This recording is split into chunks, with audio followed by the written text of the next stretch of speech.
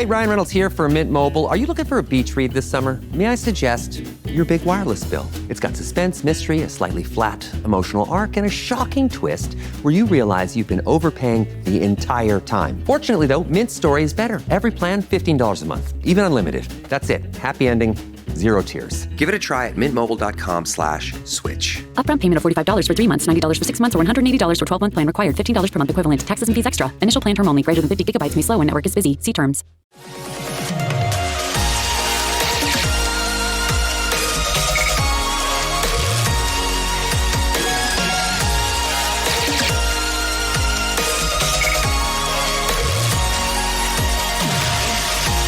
And away we go, episode 1363 of the Al Galdi podcast. It is Tuesday, July 7th, 2026, the day after we on Monday had reports of an addition for the Washington Commanders. We on Monday had reports that the team is signing unrestricted free agent cornerback Rasul Douglas to a one-year contract worth up to $3.8 million. Douglas is entering his age 31 season. Is coming off a nice season for the Miami Dolphins. Douglas in the 2025 regular season played in 15 of the Dolphins' 17 games, including 13 starts, and earned an overall grade per Pro Football Focus of 72.7. That's good. 60 is average.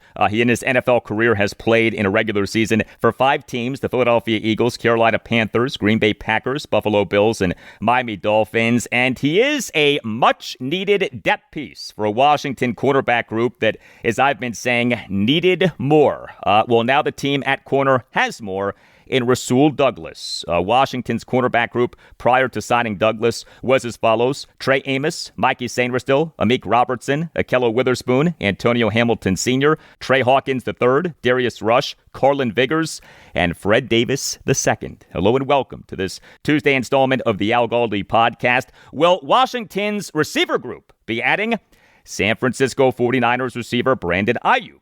That, as you may have heard, is a bit of a question right now, although maybe not as much of a question depending on how you interpret the back and forth between Aiyuk and Washington quarterback Jayden Daniels on Instagram this past Saturday. But next segment, the second of 2 conversations with former Washington Redskins salary cap analyst J.I. Halsell, who currently is the executive vice president of client compensation for Strand Sports And Entertainment, a prominent agency. We with J.I. on this installment of the podcast will explore a realistic conclusion to this saga of Brandon Aiyuk wanting to be released by the Niners in order to play for Washington, what will/should go into Washington's decision on whether to acquire Aiyuk, what J.I. thinks about Washington's 2026 offseason, J.I.'s assessment of Jayden Daniels potentially signing a mega money contract extension in the 2027 offseason upon becoming contract extension eligible, and what J.I. makes of Daniels having his mom as his agent. We with J.I. Halsell next segment are going to cover a lot of ground. Also on the show, I'll talk Washington Capitals, discussion of comments from winger Alex Ovechkin, lead owner Ted Leonsis, president of hockey operations Brian MacLellan, and senior vice president and general manager Chris Patrick at a major media availability on Monday afternoon in honor of the Caps this past Thursday afternoon, having announced having re-signed Ovechkin as an unrestricted free agent to a one-year contract for a 22nd NHL season, what will be his age 41 season. Among the topics that we'll get into this coming season, not necessarily being Ovechkin's final season as an NHL player, and what went into the Caps' aggressive all-in approach to this 2026 offseason. And on the show, we'll pay homage to the offense of the Washington Nationals, who, yes, do have some pitching problems. A wild 12-11 win over the Houston Astros at Nationals Park on Monday evening. This was a game in which the Nats overcame a 6-1 third-inning deficit. They scored 5 runs in the bottom of the third and 6 runs in the bottom of the fifth. Did allow a 12-6 6-inning lead to get whittled down to 12-11 of allowing 4 runs in the top of the 8th. But the Nats did win. What a season that the Nats are having. Before we get to feedback, it was on Monday at 12:01 p.m. Eastern that NBA teams could begin officially signing external free agents this offseason. Free agency in this NBA offseason began last Tuesday, June 30th at 6 p.m. Eastern with the start of the negotiating period, the period during which NBA teams could begin negotiating with external external free agents, but it was on Monday, July 6th at 12:01 p.m. Eastern that NBA teams could begin officially signing external free agents this offseason. No official announcements from the Washington Wizards on Monday, other than them announcing coaching staff updates, including multiple items that were reported over the weekend. A, the Wizards have promoted Adam Caporn to lead assistant. B, the Wizards' previous lead assistant, David Vanterpool, is transitioning to a basketball operations role in the front office after serving as a Wizards assistant coach the past 3 seasons. C, the Wizards have hired legendary Georgetown player, legendary New York Knicks player, and former Georgetown head coach Patrick Ewing as an assistant coach. He served as a Wizards assistant coach for 1 season, the 2002-2003 season. D, the Wizards have hired 2-time former Charlotte Bobcats / Charlotte Hornets head coach and former Orlando Magic head coach Steve Clifford as a coaching advisor. You can hit me up on X at Al Galdi. You can email me the Al Galdi podcast at yahoo.com. And in our quest for 2,000 ratings of the podcast, if you want Apple Podcasts, give the podcast a 5-star rating. On the podcast, we'll read whatever you write in writing a review of the podcast, but the review can include you saying something about sports. You don't just have to write about the podcast. Feedback on the Brandon Aiyuk saga, including his back and forth with Jayden Daniels on Instagram this past Saturday. Was the back and forth legitimate fighting, or just two friends having fun with each other? I believe that the latter was the case, but we don't know for sure. Email from Brian Young. Writes Brian, as if anyone didn't see this coming, BA imploding on his boy. Just imagine this happening in the playoffs this year if BA didn't get his required amount of targets. So glad this is over, or at least soon to be.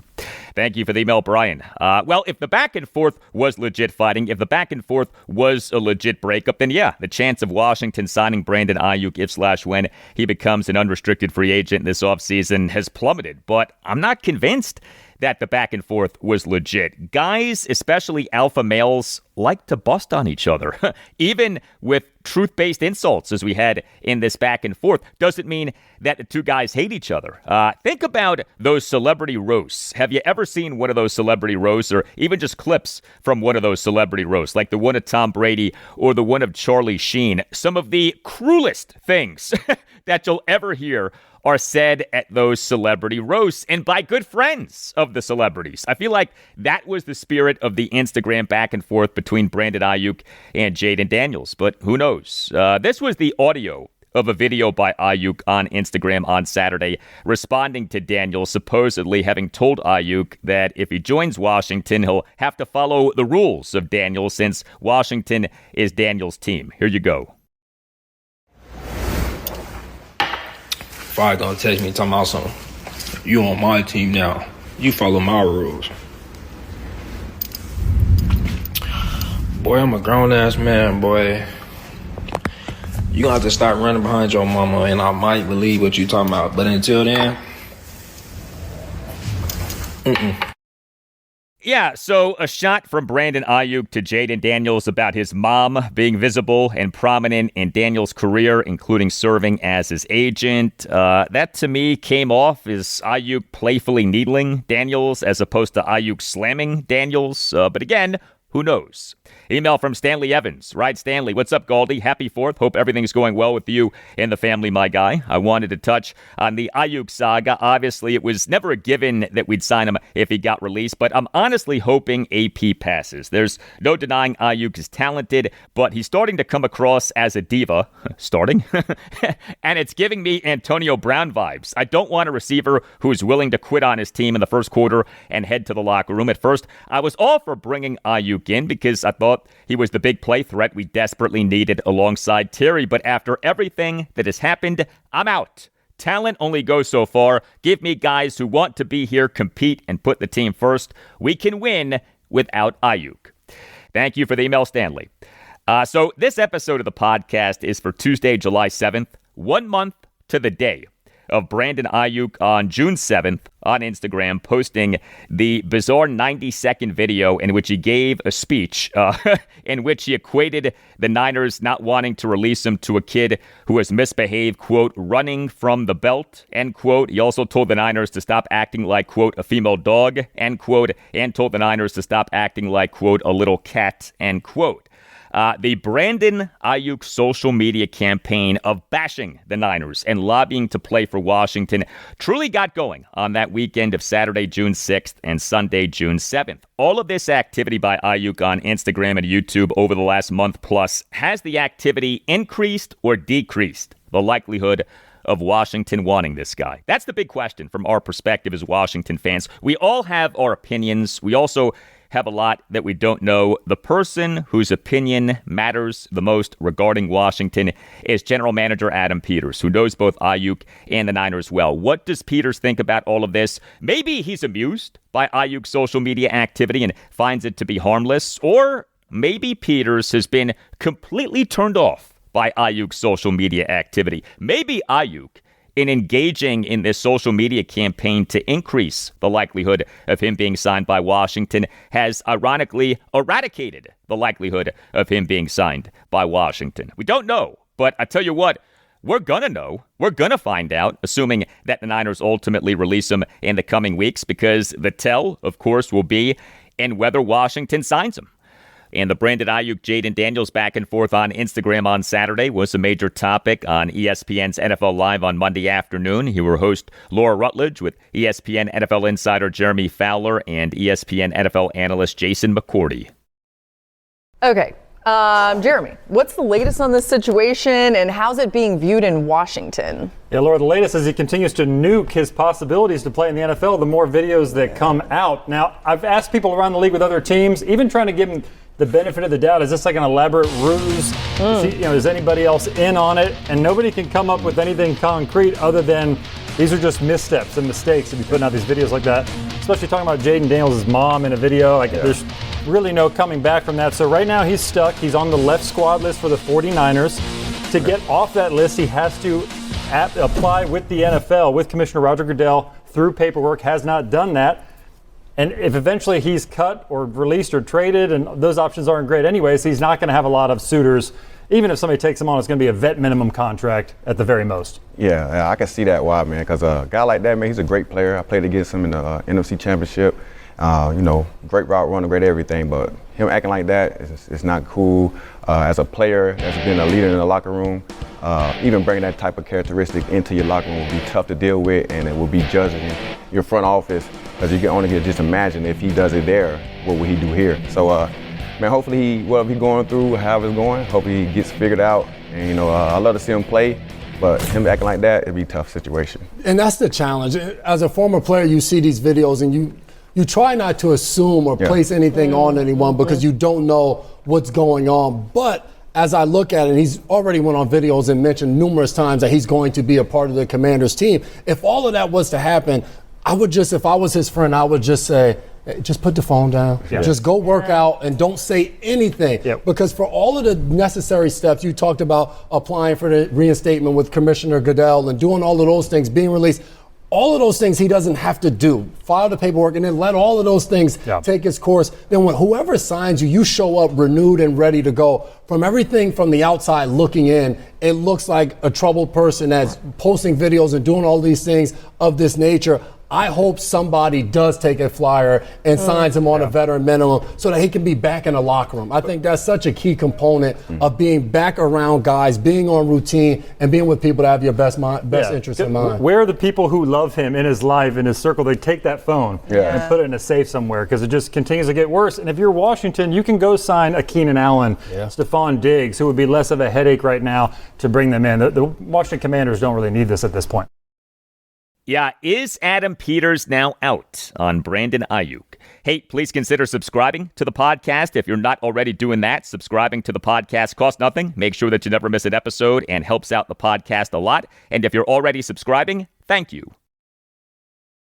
If your business runs on 5 different apps, 12 browser tabs, and one spreadsheet that everyone's afraid to touch, it's probably time for Odoo. Odoo is an all-in-one business management software that connects every part of your business into one powerful, easy-to-use platform. So instead of wasting time switching between disconnected systems, your entire business works together in real time. Your team moves faster, your data stays accurate, and you can actually focus on growing your business. Let one unified system run your entire business. From the first opportunity to the final payment, everything works together in one place. Whether you're a small business or managing a large operation, Odoo gives you one flexible platform built to grow with you. Learn more at odoo.com. That's ODOO.com.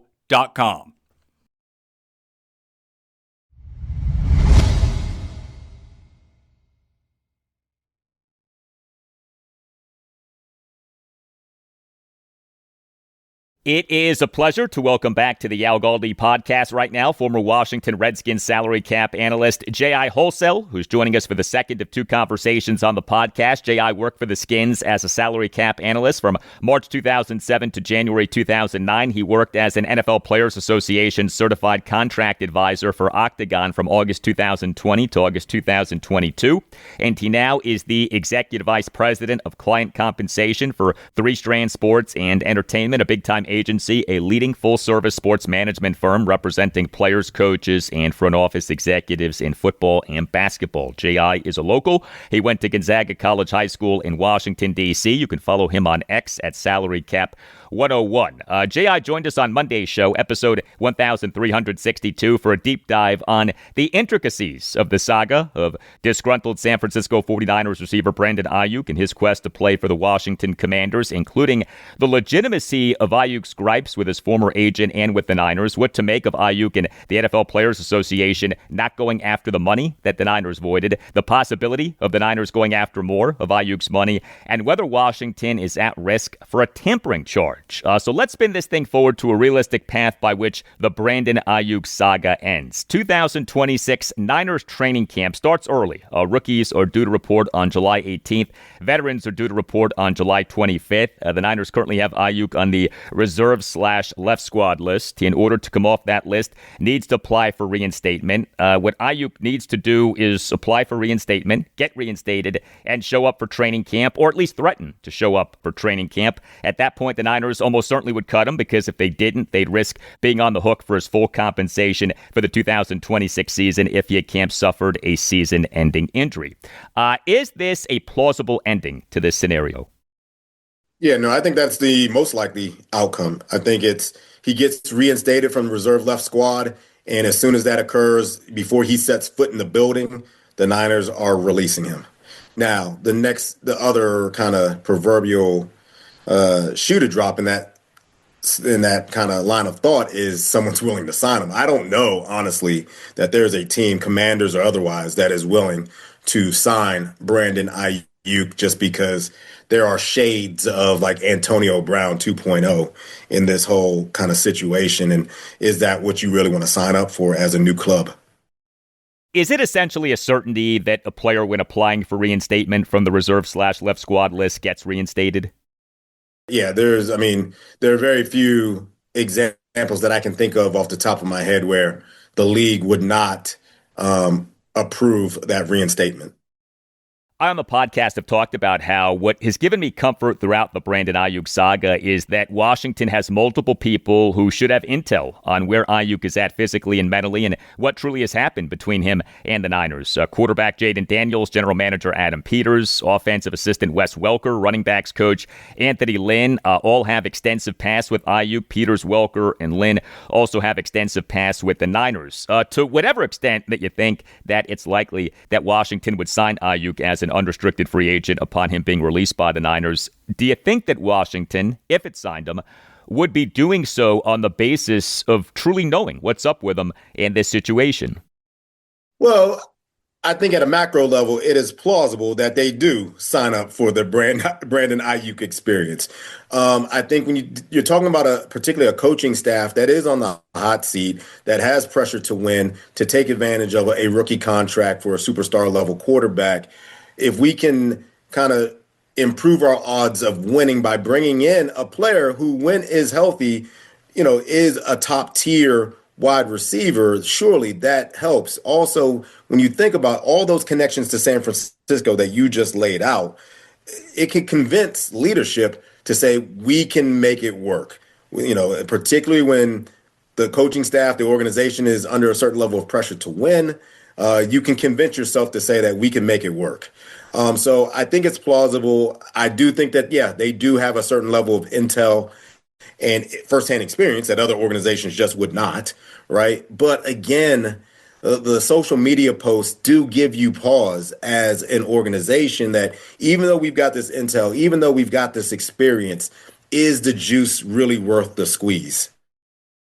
It's one thing to try to assess Brandon Aiyuk's physical health off him not having played in an NFL game since suffering a torn ACL and torn MCL in his right knee in the Niners' 28-18 home loss to the Kansas City Chiefs on October 20th, 2024. It's another thing to try to assess where this guy is at mentally. And maybe he's totally fine. I hope that he's totally fine, but it's not some massive leap to think that he isn't totally fine. How would Washington go about figuring out where he's at mentally? Well, I mean, you bring the player in for a visit. You don't just sign them sight unseen, right? So that'll help you both, and particularly with the medical part in terms of checking out his knee, right? I do think you work with your clinical staff as an organization just to get a sense for kind of where Brandon is from a mental health standpoint. Obviously, mental health is a huge, and it rightfully should be, kind of issue around the league right now when you see the Rondale Moores of the world and those types of situations, right? And so you just want to make sure, just as a young man, that he's in the right headspace. And you do that just by bringing a player in for a visit, maybe have him stay for a couple of days so that you can truly get a sense for kind of where the player and the young man is before making a commitment from a roster perspective. How much input should Adam Peters take from Jayden Daniels and whether to acquire Brandon Aiyuk? No, I think the Jayden Daniels input is part of the equation. It is a conversation between Adam Peters and Jayden Daniels, like, hey, Jayden, look, if we bring this guy in, what do you think it's going to take? Can you help us, keep him on the proverbial rails? So much so, though, that it does not take away from your main gig, which is leading this team and being an all-pro level superstar quarterback, right?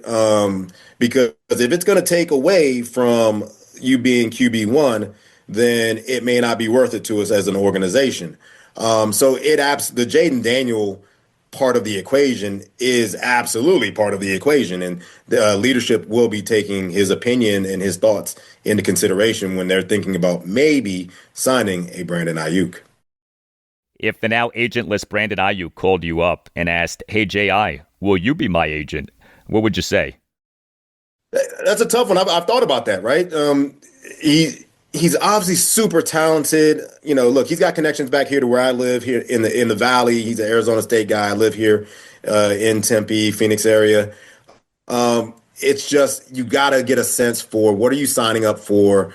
Where is he from a mental standpoint? And, as an agent, I try to I do view my clients as young men, not just as athletes. And, my biggest concern would be just for the young man, and where is he from a mental health standpoint as a young man, not just as an athlete. Because the football part of it, quite honestly, is the easiest part of this. Like, okay, he's coming off of ACL. We get that part. We haven't seen him play in a long time, but we know that he's an all-pro level wide receiver when healthy. But we would just need to understand, like, do we need to get you some help off the field before we even get you back on the field? We're talking with former Washington Redskins salary cap analyst J.I. Halsell, who currently is the executive vice president of client compensation for Strand Sports And Entertainment. The state of the Washington Commanders, Renaissance 2024 season, injury-ruined 2025 season, a revamped coaching staff this offseason, a revamped defense this offseason. What do you think about where the team is at? Yeah, I think when you just look at their depth chart, both offense and defensively, you've got upwards to 6 to 7 new players on defense, whereas on offense, you're largely intact. Obviously, you bring over the tight end, you bring over a Rashad White at running back, but beyond that, you draft Antonio Williams to be a slot. But on the offensive side of the ball, you're mostly intact. On the defensive side of the ball, that's where you see the biggest overhaul. I think it's very clear that that's a side of the ball that they felt like they needed to get better at fairly quickly and could not wait for the development of some of their younger guys. And so as we think about, again, a coaching staff that is being nudged to win right now, I don't think that it's by coincidence that when you have a defensive-minded head coach who's under pressure to win right now, that they go get veteran players on the defensive side of the ball to try to go help win right now. One of Washington's most notable acquisitions on offense this offseason has been the team in March signing unrestricted free agent running back Rachaad White. You know him personally, right? Yeah. I've known Rachaad since he was here at Arizona State. He's again, starting with the young man and then the athlete, great young man. When he got drafted to Tampa, I talked with their staff about Rachaad, and they saw shades at that point of some Le'Veon Bell in his game because he kind of glides. He's not like this imposing pounder of a runner. He's got a little bit of an upright style.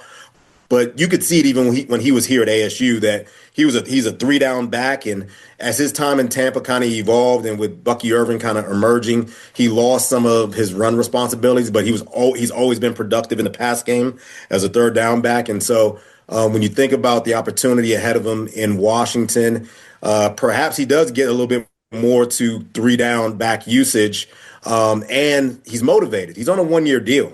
So I find that to always, the competitors in these guys, and Rachaad's a competitor. He's very confident in his ability as a 3-down back.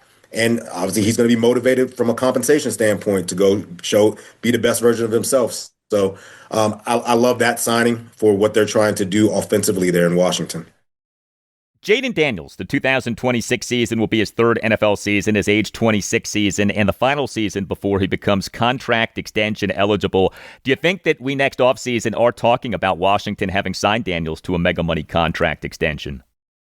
Yeah, what's really going to be interesting is, and keep in mind, he doesn't have to wait until next offseason. Technically speaking, after their 17th game of the season, so after week 18, he can get that next contract. So it doesn't have to be in the 2027 league year, right? But what's going to be really interesting about this next batch of quarterback contracts is that there's 4 of them.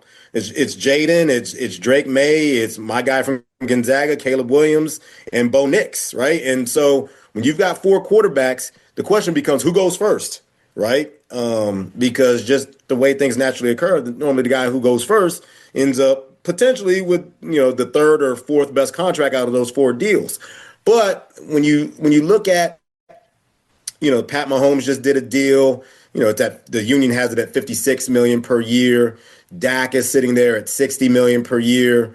When you factor in though the increase in the salary cap, it's not, without going into all the math, it's not unreasonable that if you believe that any one of those 4 quarterbacks is a upper echelon guy, that those guys could be at 75, 80 million per year. And that math could absolutely make sense. For sure. As you and I have talked about for years, the NFL salary cap off the league's incredible media rights deals is skyrocketing. It in early March emerged that Jayden Daniels now has his mom, Regina Jackson, as his agent. She became a certified NFLPA agent in 2024. What do you make of that? Daniels having his mom as his agent? It's not too different than Lamar Jackson's mom being super involved in his business affairs as well. And actually, when you look at, percentage of the cap as it relates to quarterback contracts, without going into what it all means, Lamar Jackson is at the top of the market with 23% of the cap on his current deal, right, in terms of the value. And that was a deal that was negotiated by Lamar, his mom, and the NFLPA, and he got a great contract, right? So when we think about Jayden's mom being involved, I don't see that as like an impediment. I think it shows that no different than Lamar Jackson's mom. She's invested in making sure that someone is looking out for the best interests of her son, and what better person than his mom. So, I don't think that'll be an impediment at all to his deal getting done here in Washington, so long as she and Jayden utilize the resources at the NFLPA. Adam Peters is known to be a gangsta in contract extension negotiations. Just ask receiver Terry McLaurin. But if you are Peters and you are negotiating a mega money contract extension for your QB1, Jayden Daniels, with his mom, are you less likely to go gangsta? I will say it does bring up a different dynamic without a doubt. I've experienced this with players who have been self-represented who I've assisted. When I helped Russell Okung do his deal, it's a little bit different when you're an organization, you're negotiating directly with the player because the thing about an agent is that I can, as a club, I don't feel compelled to pull any punches in terms of how I feel about a player, how I assess the player, the value that I place on a player. Whereas when I'm telling that to the player's mom or the player themselves, I'm going to kind of say it perhaps with a little bit of a grain of salt, right? Or I'm going to set that, I'm going to articulate it in a way that is set up so that it's a little more softer, right? And so that's the only kind of unique aspect about negotiating with a player and or their family member. Great stuff. Former Washington Redskins salary cap analyst J.I. Halsell, who currently is the executive vice president of client compensation for Strand Sports and Entertainment. J.I., very nice speaking with you over these last two shows. Thank you. Likewise. Thank you again for having me. All right. Hey, whatever big event that you're planning, a wedding, a party, a corporate gathering, consider using a great sponsor of this podcast, Catering by Uptown. Visit cateringbyuptown.com and make sure that you mention that Al Galdi sent you. Catering by Uptown is outstanding. It is a family business. It is run by the Pereiras, who are terrific Washington Commanders fans, and Catering by Uptown will provide you and your event with excellent service. Catering by Uptown staff on the day of your event is the first to arrive and last to leave and is fully prepared to offer quality, variety, and abundance, prepared to execute the plan that you and Catering by Uptown created together. Catering by Uptown specialty is weddings. Get excellent service at an affordable price. In fact, if you visit cateringbyuptown.com and click on venues, you can check out Catering by Uptown's premier wedding venues. Visit cateringbyuptown.com and make sure that you mention that Al Galdi sent you. That's cateringbyuptown.com and make sure that you mention that Al Galdi sent you.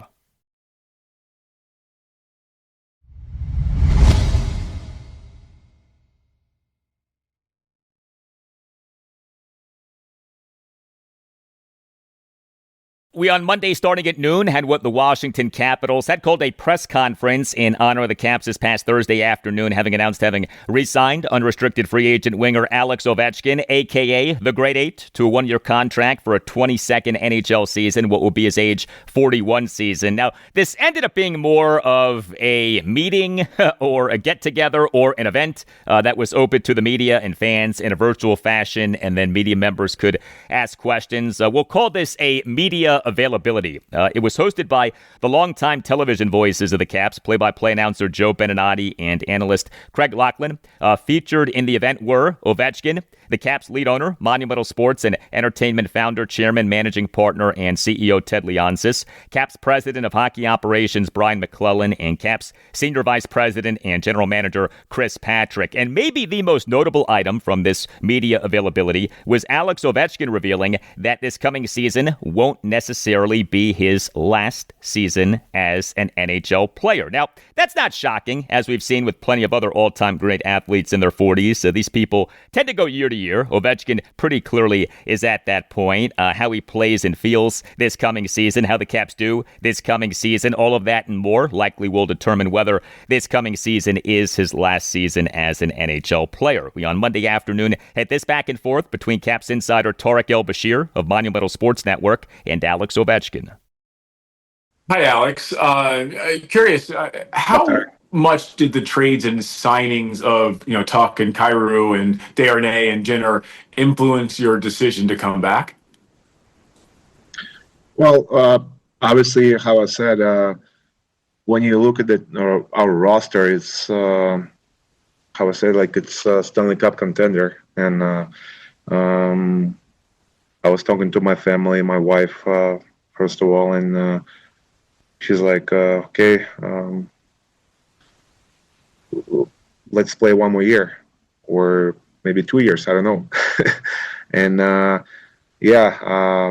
called Chris and said, okay, let's talk about contract. And because I know I still can play and bring energy to the locker room, energy on the ice, and give the result what I can give. So, and thanks for organization for believe in me, Ted, Mac, and KP, and all the management that give me that opportunity to play in NHL and represent Washington Capitals and And if I could follow up real quickly and be honest with me, Alex, did you seriously consider retiring? Me? Yeah, you. Well, you never know, because how I said, the last season was hard emotionally with all the trades and all those situations what happened with the team, and then how I said, I was talking to my wife, and she's like, okay, let's go one more year. Okay, so Alex Ovechkin in that first answer that we heard in that cut mentioning the possibility of playing 2 more years. Look, Ovi can still play. That's a big part of why I always felt that he would be back for this coming season. The initial question from Tarek El-Bashir in that exchange referenced the Caps' super active offseason, which has included a number of notable additions. Sign and trade for Buffalo Sabres forward Alex Tuch, a trade for St. Louis Blues forward Jordan Kyrou, 5 unrestricted free agent signings, forwards Boone Jenner, Johnny Brodzinski, and Josh Dunn, and defensemen Vincent Desharnais and Justin Holl. We on Monday afternoon had this exchange between Craig Laughlin and Chris Patrick. Then you'll hear an exchange between Laughlin and Alex Ovechkin. Then you'll hear an exchange between Joe Beninati and Ted Leonsis. And then you'll hear an exchange between Laughlin and Brian MacLellan. Here you go. For Chris Patrick, there's been no summertime off for you, buddy. I mean, you've been busy as heck in an effort to strengthen the Caps. Alex's decision to come back, how does that affect your expectations for this upcoming season and the team you have? Yeah, I mean, I think the way this team has been built, it's been built to be a very balanced team. 4 lines that can all be threatening to score, 4 lines that can defend. We got 4 centers that can all make plays. So Alex coming back just gives Carbs another weapon now for building out a lineup on a given night to have the best chance to win a game. We talked about some of the acquisitions we made and how many 20-goal scorers and 30-goal scorers, and now we just added the greatest goal scorer of all time again, who happened to score 30 last year. So it really it melds into our lineup very well, and it's given Carbs a lot of options now going into a game on a given night. And that leads right to Alex. Alex, describe your thoughts on the improvements and the new players that are going to be surrounding you this upcoming season. Yeah, obviously it's tough to see the guys leaving like Mikey, Duhaime. We have a really good relationship, but how I said all the time, it's a business. But what management did, signing new players, trade for new guys. You can see how KP said it's for Carbs. It's gonna be lots of work, lots of thinking of what line combination is gonna be, and we have lots of depth in our lineman. I'm very excited. I'm very excited for a team, for fans as well, because on the paper, you can see our team is one of the best team, but now we have to work for Stanley Cup, for players first of all, and then Stanley Cup, and we all gonna do our best to prove that the whole moves and the whole signings what we did, it's gonna work. Ted Leonsis says Alex talks about that flurry of activity. We've been hearing a lot of positives coming from talented NHL players who are happily choosing to come play here in D.C. Please give us a sense of pride that you and the organization have when you hear those words. Yeah, I think it all started with Alex and the continued investment that we've made in the team, the facilities, how youth hockey has been uplifted and continues on its way. Our practice facility is still one of the best in the league. And there's a a pride that the players and the organization have in the franchise, and that, it all started when Alex agreed to that 13-year contract. I think it was the signal, the tip, if you will, the tipping point for our organization, that if MVP player, great player said, this is a great fan base, this is a great city, this is where I want to be, it gave people permission to fall in love with hockey and fall in love with the team. And he's been our captain, really the heart and soul of the team. And when we trade for a player, when Alex reaches out to that player and welcomes them, and then a player of the quality of Tom Wilson follows up, and we've created a culture that is world-class and welcoming, and we wanted to build Washington as a destination, and I think you're seeing that. And we're not afraid to take risks. We're not afraid to make these kinds of investments.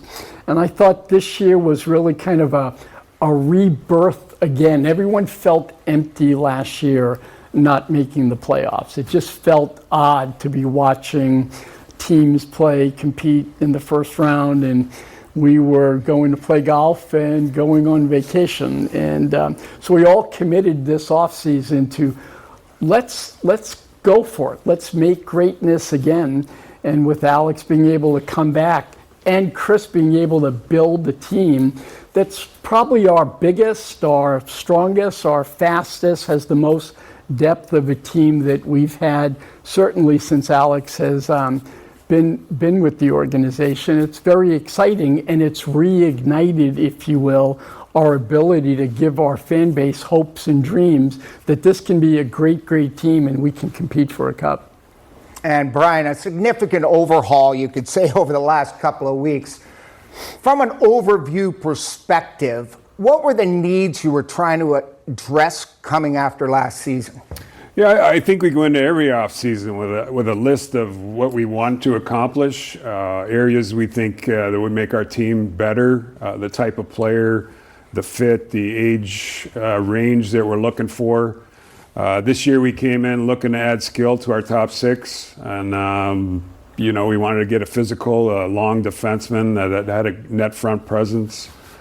We were looking to add, veteran leadership. So we had a list that was pretty long this year, and Chris did a good job of executing the things we wanted to accomplish, and I think everybody here, the front office, it's a group process, but Chris has done a great job, and we're looking forward to the season coming forward. Yes, we are. Regarding the comments from Ted Leonsis, he referenced the 13-year, $124 million contract extension to which the Caps signed Alex Ovechkin in January 2008. Such an extension now would be a whopper in the NHL. That extension back then was mind-boggling in the NHL. 13 years, $124 million in January 2008. And yet, the extension turned out to be a good deal for the Caps. Ovi more than lived up to that extension. But those exchanges that we just heard were mostly about the Caps' aggressive all-in offseason. And I want to give the Caps credit for being this way and for successfully executing this plan. Now, we'll see if the plan works. We'll see how good the Caps are this coming season. But as a Caps fan, it is nice to have an owner in Ted Leonsis who greenlit such an offseason. And it's nice to have two guys in Brian MacLellan and Chris Patrick who successfully executed such an offseason. And the offseason, of course, isn't over. Who knows what could be next? The Caps this past season did not make the Stanley Cup playoffs for just the 9th time over the last 43 NHL seasons. Although the Caps this past season were a good team. The Caps for this past regular season had 95 points and a goal differential of plus 19. That's a good team. I don't assume anything with the Caps in terms of success this coming season. We as fans of Washington, D.C. teams know that aggressive all-in off seasons do not always work. Okay? See the Washington Redskins. But it is great to see the Caps doing their best to make what is maybe, but not necessarily, the final season of Alex Ovechkin's NHL playing career a truly special season. Imagine buying your kid a toy only to find the batteries aren't included, or buying furniture but missing the tools to build it. Frustrating, right?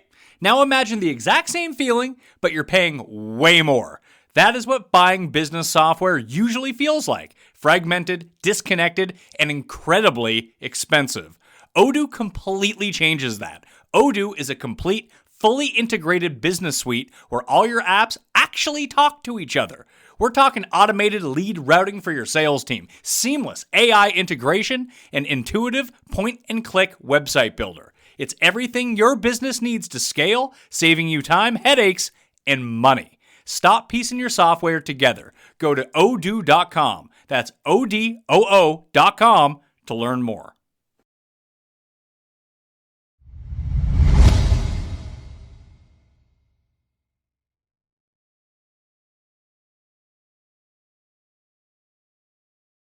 So we on Monday evening learned that MLB had reduced the 7-game suspension of Washington National starting pitcher Cade Cavalli from 7 games to 5 games off him appealing the suspension. He started serving the suspension on Monday evening, so he could be the Nats starting pitcher for their final game before the All-Star break if the Nats want. That game is Nats home to the New York Yankees this Sunday afternoon at 1:35. A Cavalli suspension stems from the benches and bullpens clearing incident in the Nats 8-1 win at the Boston Red Sox this past Tuesday night. The other Nats player suspended by MLB off that incident was starting pitcher Miles Mikolas. He got a 5-game suspension. No word yet on the result of his appeal. He was the Nats starting pitcher on Monday evening. He allowed 7 runs in 6 innings, and yet the Nats won. A 12-11 win over the Houston Astros at Nationals Park on Monday evening in Game 1 of a 3-game series. This was a game in which the Nats overcame a 6-1 third-inning deficit. They scored 5 runs in the bottom of the third and 6 runs in the bottom of the fifth, but did allow a 12-6 6-inning lead to get trimmed to 12-11 off allowing 4 runs in the top of the 8th. Quite the game, but the Nats won. They in MLB's 2026 regular season now are 47-45 with a run differential of +10. The Astros in this regular season now are 45-48 with a run differential of -45. This game, in so many ways, was the 2026 Nats in a nutshell. Outstanding offense and putrid pitching. But we begin with the offense. 12 runs, 13 hits, which were 3 home runs, 2 doubles, and 8 singles, 3 walks, 6 for 13 with runners in scoring position. The Nats' 4 best hitters in this regular season have been James Wood, C.J. Abrams, Luis Garcia Jr., and Curtis Mead. All 4 came up big in this game. James Wood, he is the Nats starting DH and number 1 batter, went 1 for 2 with a grand slam, 3 walks, and a stolen base. Wood in the Nats' 6-run fifth had a 2-out grand slam to center field for a 12-6 Nats lead, and this was some shot. The homer went a projected 446 feet per StatCast.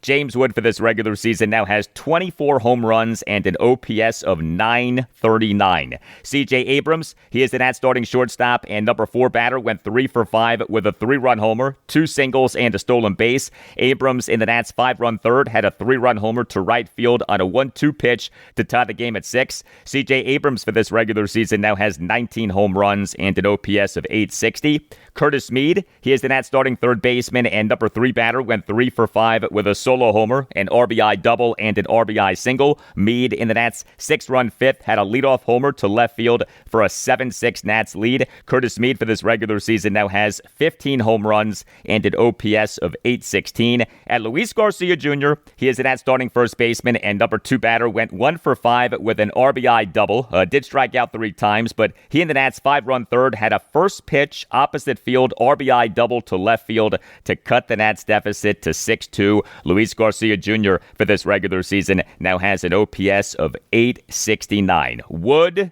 Abrams, Garcia, Mead, plenty of other Nats have contributed to the offense, but those 4 have been the best 4. And what we are looking at with this Nats offense is remarkable.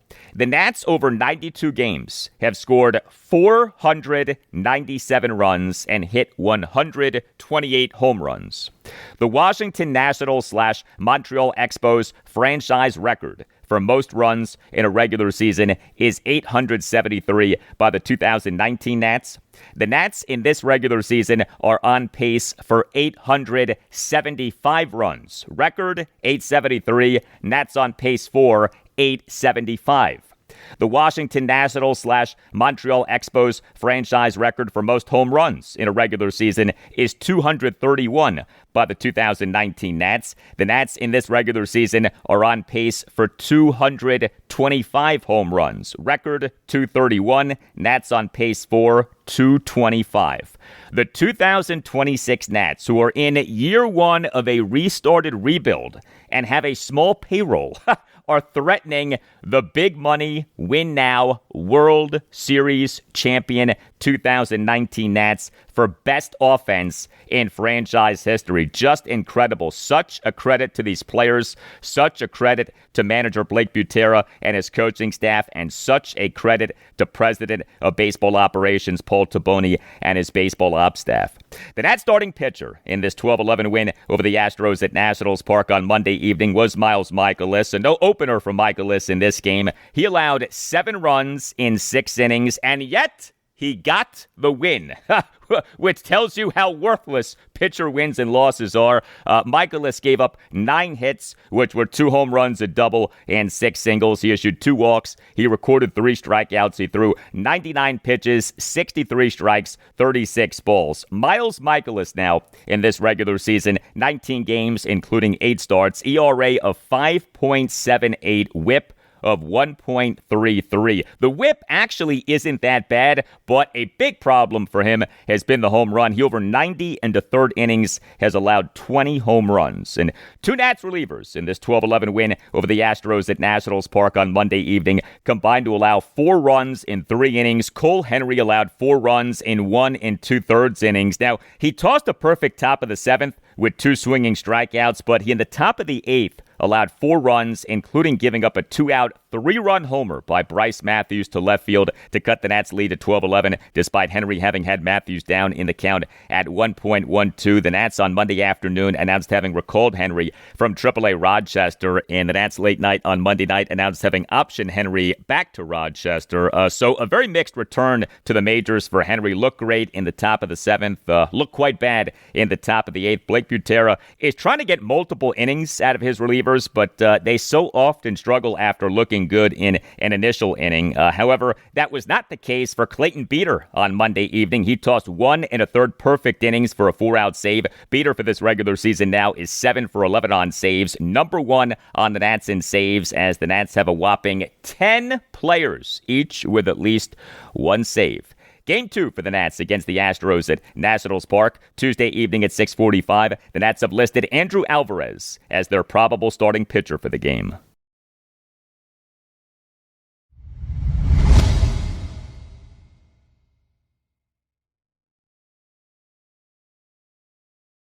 And that'll do it for you and me for now, but there's more to come. Wednesday's show, episode 1364, will include a lot for you on the Washington Commanders. Also on Wednesday's show, I'll talk Washington Nationals and Baltimore Orioles. The Nats are home to the Houston Astros Tuesday evening at 6:45 for Game 2 of a 3-game series. The O's are home to the Chicago Cubs Tuesday evening at 6:35 for Game 1 of a 3-game series. Have a great rest of your Tuesday, and I'll talk to you on Wednesday.